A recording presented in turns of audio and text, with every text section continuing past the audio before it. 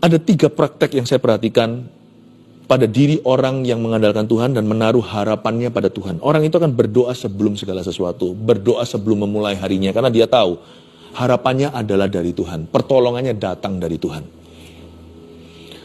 Ya, apapun juga, memulai kerja, memulai pelayanan, rumah tangga, libatkan Tuhan dalam perencanaan.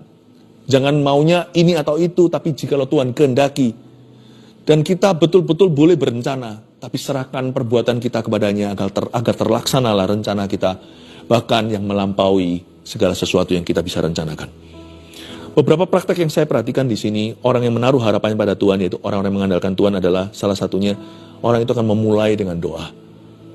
Apalagi, orang itu akan mencari firman untuk arahan. He will seek God's word for directions.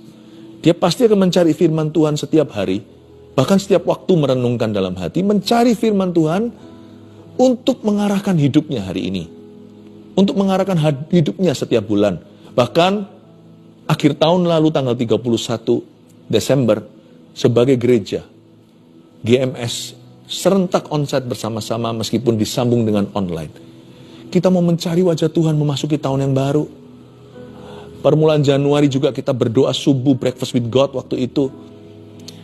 Orang yang berharap pada Tuhan, yang mengandalkan Tuhan itu pasti akan cari firman.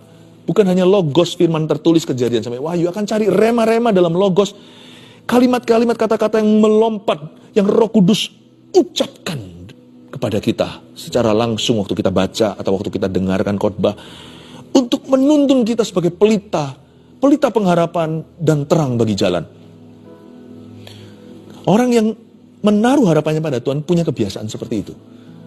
Dan waktu dia melangkah dengan iman, dia gak perlu tanya Tuhan lagi karena Tuhan sudah memberi dia arahan. Dia tinggal melakukan bagiannya dan tetap berdoa untuk hasil akhirnya. Itu orang yang mengandalkan Tuhan. Coba Anda lihatlah, orang yang mengandalkan Tuhan itu kelihatan. Gak perlu orang-orang yang ngaku-ngaku, yang klaim-klaim dia dekat Tuhan. Kelihatan dari gaya hidupnya. Kelihatan dari respon hatinya. Kelihatan dari kebiasaannya. Kelihatan dari komitmennya. Orang itu bangun kerohanian bukan saat dia perlukan. Tapi orang itu punya hubungan dengan Tuhan dan dia tahu dia perlu Tuhan.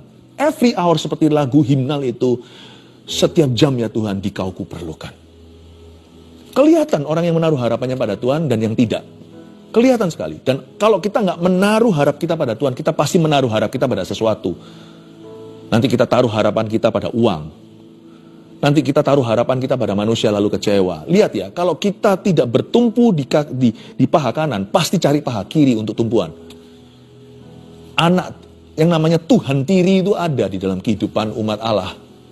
Kalau bukan Tuhan beneran, Tuhan tiri adalah apapun yang kau jadikan Tuhan untuk menggantikan Tuhan. Uang, kekuatanmu, hikmatmu, gelarmu, kepandaianmu, pengalamanmu masa lalu.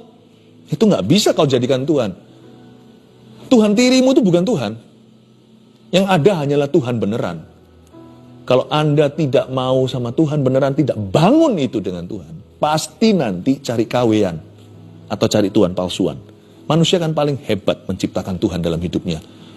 Tuhan yang asli gak diciptakan. Kita harus datang ke kakinya dan belajar berserah. Bangun hubungan.